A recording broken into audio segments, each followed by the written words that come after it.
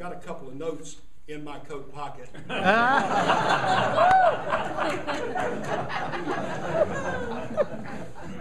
Reminds me of a story about a young seminary student who was a little bit nervous for his first public sermon, and he asked one of the older, wiser professors what to do. And he said, well, I've always found that it's good to have notes, especially for names, because those can throw you the most. So he was going to speak on the creation. And it began something like this. In the beginning, God created the heavens and the earth. He saw that everything was good. He wanted to populate it. So he created man. And he called the man Adam. And he saw that this was good. But Adam was alone. And he wanted to create for him a helpmeet. So he created woman. And he called her Eve. And before long, he knew that they needed some more company. So he gave to them a first son and called him J.C. Penney. All right, let's go ahead and get it out of the way right now. How many Duke fans do we have in the audience? Thank you. How many Carolina fans do we have in the audience? I will speak very slowly.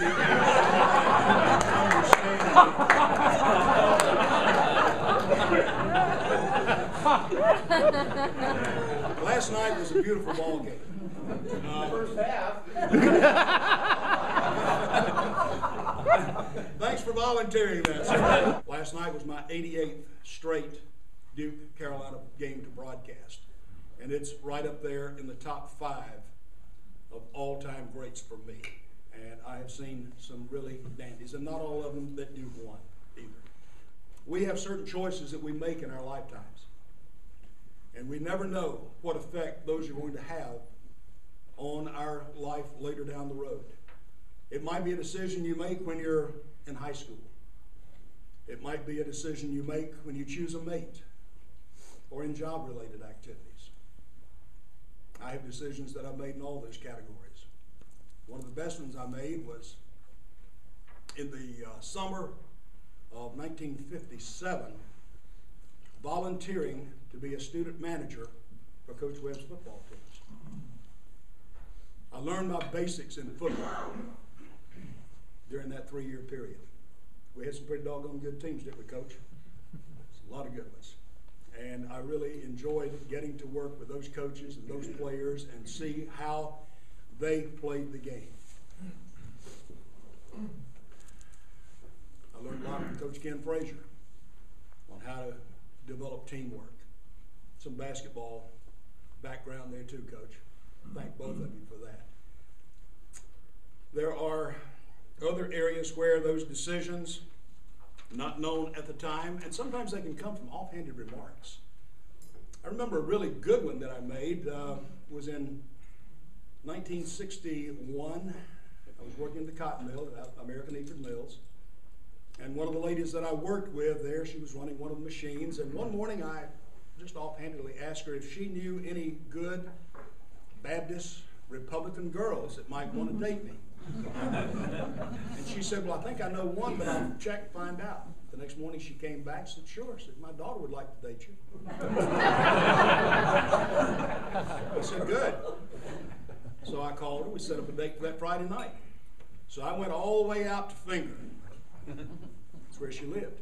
People now ask me where Finger is. I said, it's about that far from Thumb.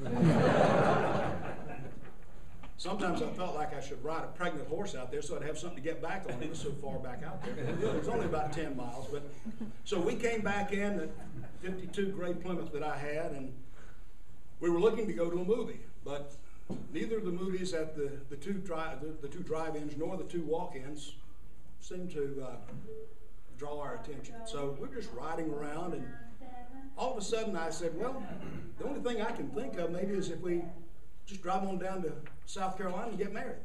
You know, people used to do that in those days because you could get married if you're over 16 without parental consent. She looked at me like, what have I gotten into? Of course, the answer was no. And, but thankfully, about 2.5 years later, she said yes. And we've been married for going on 48 years now. And I think it might work. Another one I made was after I left Goodyear Tire and Rubber Company, came back to Albemarle, was selling insurance, and I ran into Ralph Gardner one day on the street, right there where the old First National Bank was on West Main Street. We were talking about sports and the football season coming up, and he told me that he was not going to have anybody to broadcast the games because the fellow that he had as a contract broadcaster a year before, or several years before, had taken a new job and was not going to be able to do them. Offhandedly, I said, I'll do them for you. Now, to show you how shallow the talent pool was, I got it. No experience at all. 8 years later, I happened to be at a luncheon in Raleigh with the North Carolina Association of Sports Broadcasters, in which I was an officer, and I was sitting at lunch with a manager from WDNC, and he had just taken over from Fayetteville, and I asked him if he had any hopes of adding a sports director to his staff. And he said he was still trying to get everything worked out, maybe a year down the road. He said, send me a tape and a resume. I said, okay, you know the story.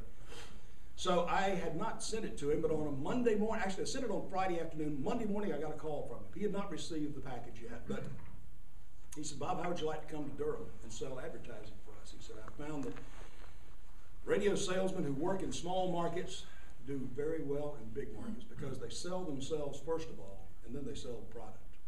I said, okay, I'll come for an interview. I went up. I liked what he offered. Went back home. Phyllis and I talked it over. We moved to Durham. All on a small decision. That was 36 years ago, 1975.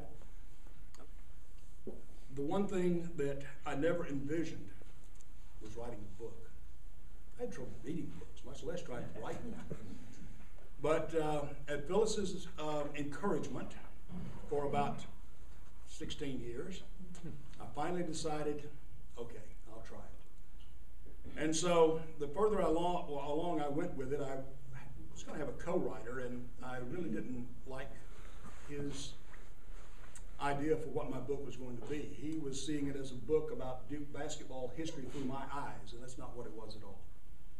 So I took over the entire project. I published it, which is another situation. But when I went to get the book, the books on December 1st, they'd come to the warehouse, and I went up to pick them up, brought them home. I opened the first case, and I took the book out.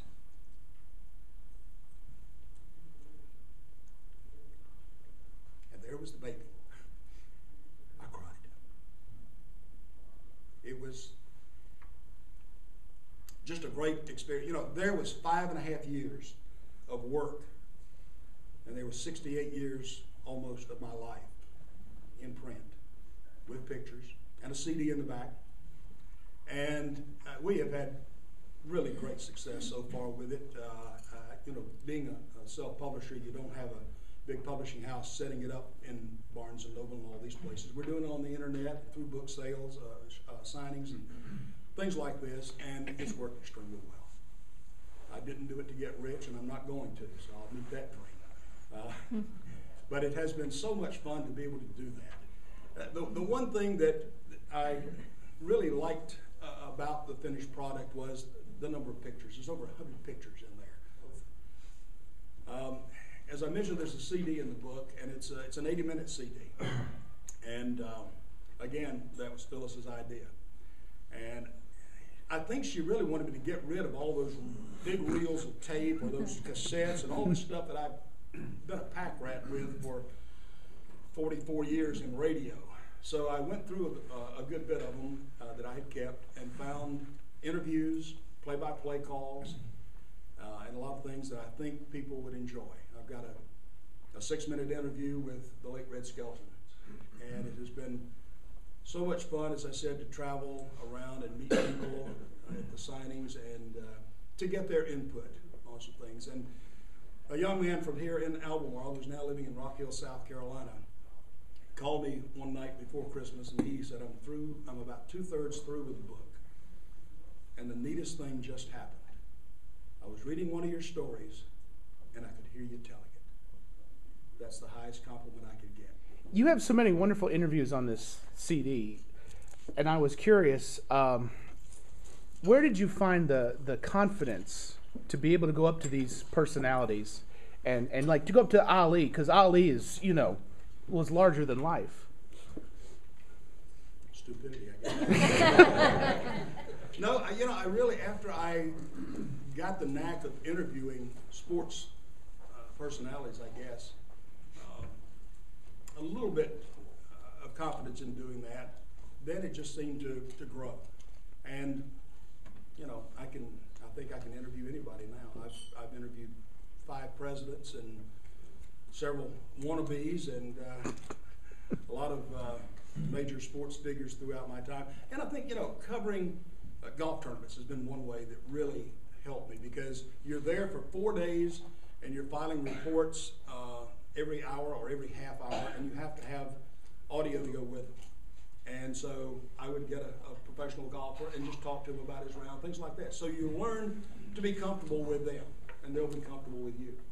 And usually, one of the best pieces of advice I ever got was when I was still here in Albemarle, and Campbell College had their basketball camp in the summer.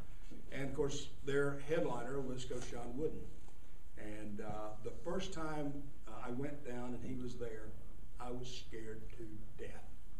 I didn't know why. I had my cards written out on my questions written out on a 3x5 note card, because I didn't want to forget anything and stumble and fumble around. I got to about the 3rd question, and I asked Coach Wooden, and he answered, and then he said, "Bob, do you mind if I give you a piece of advice?" I said, "Not at all, sir." And he said, "It's good to be prepared with your questions, but don't always adhere to those. Listen to your interviewee, what they're saying to you, because it can lead you to something that you never anticipated. Lead you on a completely different path for your interview." And I've kept that in my mind, and it's become a part of me now in my interviews to do that.